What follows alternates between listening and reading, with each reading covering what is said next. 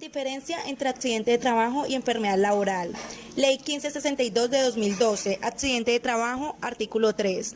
Todo suceso repentino que sobrevenga por causa o ocasión del trabajo y que produzca en el trabajador una lesión orgánica, una perturbación funcional o psiquiátrica, una invalidez o la muerte.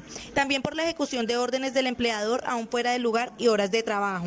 Durante el traslado de los trabajadores o contratistas desde su residencia a los lugares de trabajo o al contrario, cuando el transporte lo suministra el empleador.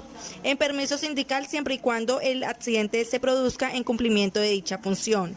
En ejecución de la actividad recreativa, deportiva o cultural cuando se actúe por cuenta de representación del empleador o la empresa. Artículo 4. Enfermedad laboral. La contraída como resultado de la exposición a factores de riesgo inherente a la actividad laboral o del medio en el que el trabajador se ha visto obligado a trabajar. Tipo o listado de enfermedades laborales. Sección 1.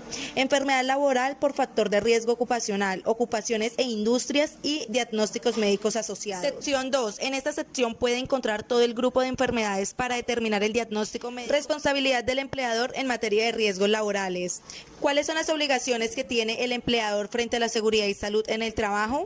El empleador está obligado a velar por la seguridad y salud de sus trabajadores y sus principales obligaciones son: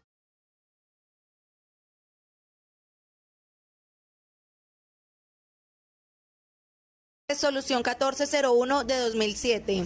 Establecer obligaciones y requisitos mínimos para realizar la investigación de incidentes y accidentes de trabajo con el fin de identificar las causas, hechos y situaciones que lo han generado, e implementar las medidas correctivas encaminadas a eliminar o minimizar condiciones de riesgo y evitar su recurrencia.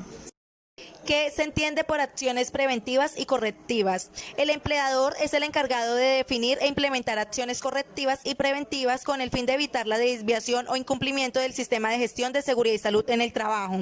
El propósito de las acciones preventivas es eliminar o mitigar aquellas situaciones que pueden generar un riesgo laboral, a diferencia de las acciones correctivas, cuya implementación surge para eliminar aquello que causó un riesgo. Responsabilidad del empleador frente a un accidente de trabajo. Responsabilidad laboral. Es aquella que nace de la relación laboral o contrato de trabajo, siendo esta una responsabilidad delegada por el empleador a la administradora de riesgos laborales, mediante la afiliación y pago de la cotización correspondiente al Sistema General de Riesgos Laborales, de manera que si el empleador no afilia a sus trabajadores y no paga la cotización, tendría que cumplir directamente con esta responsabilidad por la evasión o aún estando afiliados. No se paga la cotización por el valor legalmente devengado, claramente se estaría frente a una elusión. Responsabilidad administrativa. Nace de la facultad de inspección, vigilancia y control ejercida por el Ministro del Trabajo y la Superintendencia Nacional de Salud en torno al cumplimiento e implementación del sistema de gestión de seguridad y salud en el trabajo. En este tipo de responsabilidad, el empleador debe responder ante estas autoridades por el incumplimiento de las normas que rigen la materia, las cuales se deben de cumplir de manera obligatoria a fin de lograr prevenir o disminuir al máximo las consecuencias de un accidente de trabajo. Responsabilidad civil. Este tipo de responsabilidad es eminentemente subjetiva y por lo tanto debe de existir culpa suficiente probada del empleador en la ocurrencia del accidente de trabajo o de la enfermedad laboral.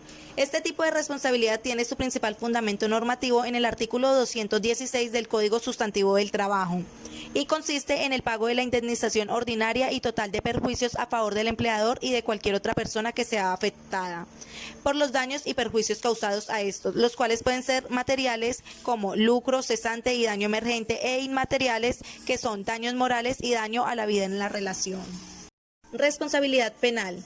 Esta responsabilidad se da cuando el accidente de trabajo se presentó por culpa o dolo del empleador, de algún compañero de trabajo, de la persona encargada de vigilar el cumplimiento del sistema de gestión de seguridad y salud en el trabajo, y es asumida directamente por el causante del accidente, ya sea gerente, jefe inmediato, compañero de trabajo o supervisores, los cuales serán abocados a una investigación de carácter penal a fin de verificar la existencia de una conducta punible y, en caso de que llegare a ser probada su culpabilidad, pueden ser privados de su libertad.